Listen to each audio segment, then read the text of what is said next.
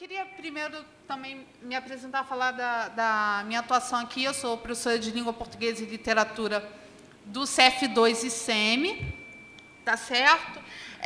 Eu sou doutora em Estudos da Linguagem pela UF, e agora a gente está começando aí um filhote, uma pesquisa aí de pós-doc em parceria com a professora Ângela Bach, da UERJ, e a professora Elissandra também. Então, até gostaria de agradecer a presença delas, né, para a gente começar essa conversa. E eu vou iniciar a fala rapidinho. Então, toda essa questão, assim, a gente pensa nessa questão de ensinar uma língua. Ensinar uma língua, o ramo de estudos da linguagem é um ramo extremamente complexo e diversificado, que tem várias formas de desenvolvimento de teorias e tal. Inclusive, isso é uma coisa assim, bem marcante na nossa equipe do CAP, né? São pesquisadoras de diferentes áreas, pesquisadores, né? A gente tem 2 colegas, homens. E eu sou analista do discurso. Então, tudo que eu falar vai estar atravessado aí por esse campo teórico.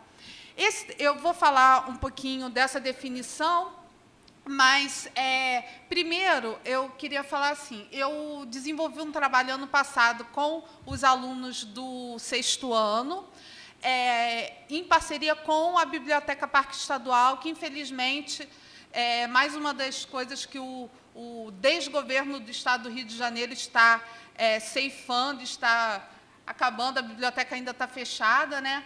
Então, a gente tinha um trabalho de formação de leitor lá com a Biblioteca Parque, a gente fez várias visitas. Mas, antes disso, eu vou embasar rapidamente qual é a base teórica, o que a gente pensa sobre ensinar uma língua, né?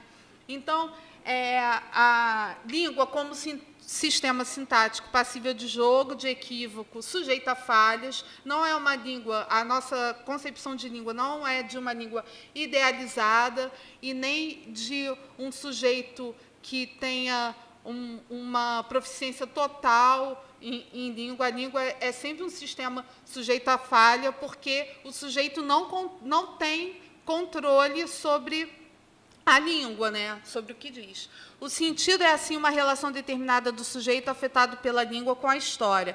É o gesto de interpretação que realiza essa relação do sujeito com a língua, com a história e com os sentidos.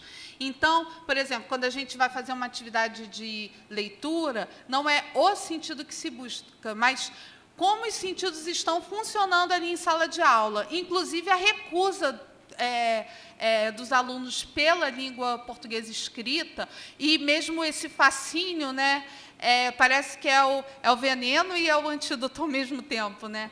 Então, é nessa relação que a gente vai observando como. Os sentidos apenas se representam como originando-se em nós, então a gente tem essa ilusão, né, mas eles são determinados pela língua e pela história, não significam na nossa vontade.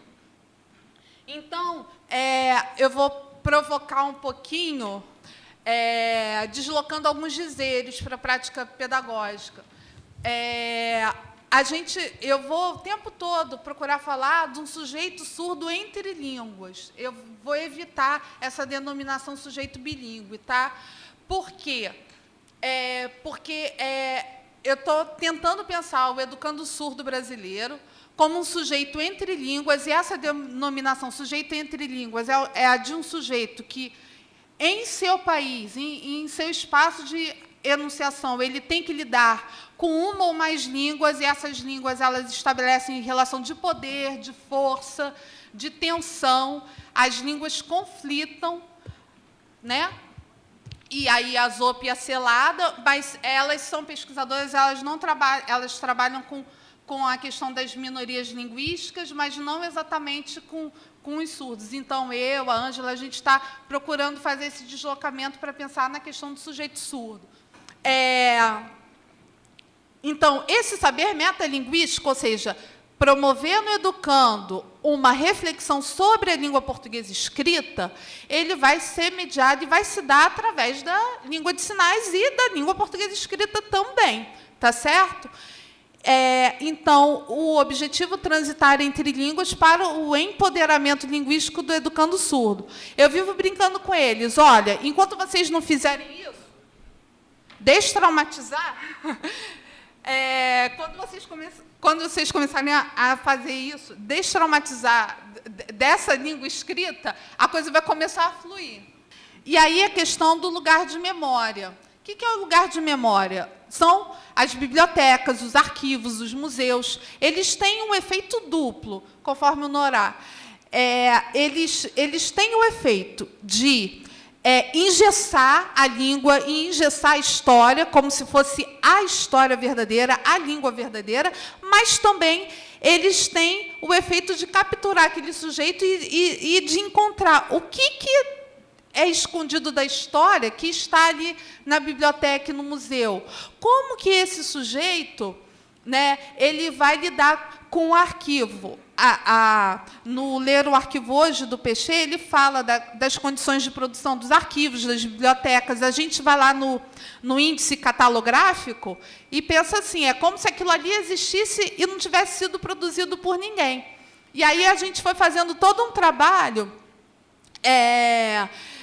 com o catálogo virtual da Biblioteca Parque, com o sistema de catalogação. Então, eles me perguntaram, tinha lá na busca, língua.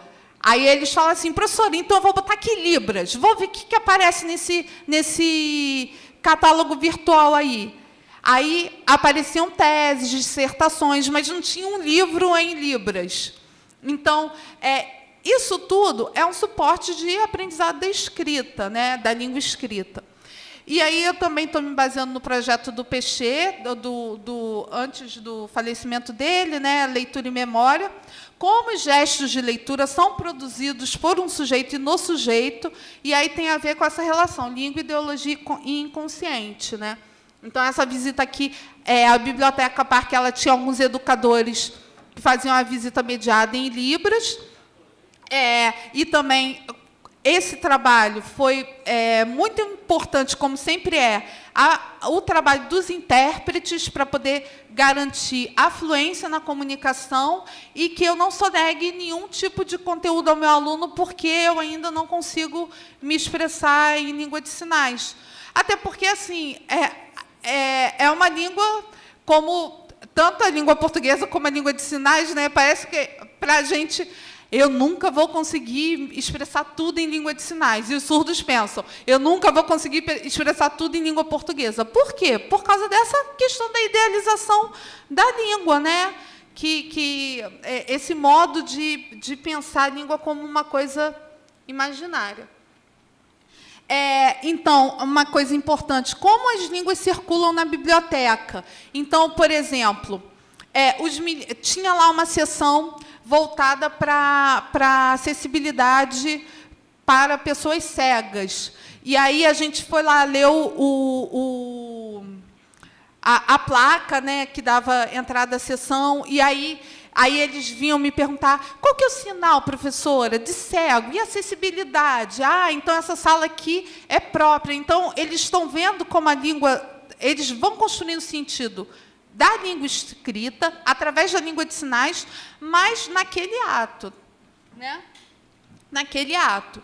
Então, a gente tem aqui, eles fizeram com o guia, né, uma impressão em alto relevo, então eles viram como que são impressos os livros em alto relevo. Eles tiveram acesso à parte de obras raras também, para poder entender o porquê dessa separação. Então, tudo isso a gente foi trabalhando como gestos de leitura. Então, por que a biblioteca é separada em seções? Por todo esse circular. Então, e aí eles me perguntaram assim, professora, é verdade que tem 200 mil livros, como que eu vou encontrar esses livros? Então tu tem que saber como lidar com o sistema de catalogação da biblioteca. E esse sistema de catalogação, ele vai dar furos. Se você digitar o nome de uma determinada língua que não é esperada, por exemplo, ela vai estar ali, mas não significa que não tenha nenhum documento ali. Então, essas tensões todas que a gente ia trabalhando e mostrando. E aqui, eles nem estavam gostando, né? Relaxados e tal, lendo. Eles fizeram a carteirinha, aí eu expliquei sobre essa questão do sistema de empréstimo, esse fluir na prateleira, entender que a biblioteca é dividida em seções, entender que você retira um livro e tem que seguir determinada norma da biblioteca, colocar o livro em determinado lugar. E eles tiveram um tempo, a cada visita, cerca de 40 minutos para eles terem um tempo de leitura e de fruição. E todas as dúvidas, eu e os intérpretes íamos sanando, né, e dando contextos. Então, a gente buscava bem essa questão da fluidez. Ensinar uma língua. Não vou ler a citação toda, mas constituir a sala de aula como espaço de leitura cuja autonomia do sujeito professor em relação às práticas pedagógicas de reprodução em sala de aula sustenta-se na inscrição teórica dos estudos da linguagem enquanto lugar de definição do objeto mesmo com o qual se propõe a trabalhar. E aí, essa questão da organização da biblioteca, como eu já falei, eles estavam, a gente foi tendo uma aula, e aí tem muito a ver com, por exemplo, uma coisa que a gente trabalha no 6º ano e no 7º também, que é o preenchimento de fichas, de catálogo. Então, tudo isso eles tiveram que, para poder fazer a carteirinha da biblioteca, preencher o perfil ali do usuário. Então, toda essa questão. E essa fluidez nos corredores, né? E essa leitura compartilhada, que estão ali os bonitinhos ali sentados na mesa. Aí, enjoei desse gibi, agora eu vou pegar outro. Alguns alunos não quiseram ler histórias em quadrinhos, foram lendo outras coisas. O sabor do arquivo é visivelmente uma errança por meio das palavras de outro, à procura de uma língua que salve suas pertinências, sobre as palavras que traduzem a implicação de cada um no debate social. Então, é exatamente esse fluir. Tá? Aí eles com a carteirinha da biblioteca. E, conforme o Peixe, a leitura interpretativa já é uma escritura, porque vai produzir um modo de significar, um modo de se expressar a partir do que foi compreendido. Essa parede aqui é da seção, era, né, da seção voltada para a pessoa cega, e aí eles se colocaram também no lugar do outro. Então, eles fechavam os olhos e iam ali vendo como que se dava o sistema do Braille. Então, é a compreensão também de que a língua ela pode ser escrita por diferentes formas, diferentes códigos, né? Eu tenho o vídeo, mas não vai dar tempo de passar. E uma coisa que eu ia falar, mas eu acabei pulando, é essa questão do saber metalinguístico. Então, por exemplo, tinha lá uma placa no banheiro, masculino e feminino. Aí é muito importante que eles comecem a compreender que a palavra não está colada na coisa. Então, porque isso é uma atividade metalinguística e muito rebuscada, tá certo? Então, por exemplo, aí alguns alunos me perguntaram assim: professora, a palavra feminino termina com O por quê? E aí é uma questão muito interessante isso. Por quê? Eles têm noção do gênero, e aí eles estavam desenvolvendo o raciocínio metalinguístico. Então, aí eu aproveitei a oportunidade para explicar por que a palavra feminino termina com O, por que masculino termina com O. Aí eles tinha lá um banheiro, e aí tinha um banheiro grande e um banheiro da acessibilidade, que é maior. Aí eles me perguntaram assim: professora, eu podia ter 2 placas diferentes, por exemplo, aqui no banheiro normal, banheirinho, e no outro banheiro, banheirão. Eu falei: perfeito, é isso aí. Quer dizer, isso é conhecimento metalinguístico. totalmente rebuscado sobre a língua portuguesa, uma turma de 6º ano, em língua de sinais. Então, é como esse sujeito transita entre as línguas que está importando, no caso, para mim, enquanto pesquisadora.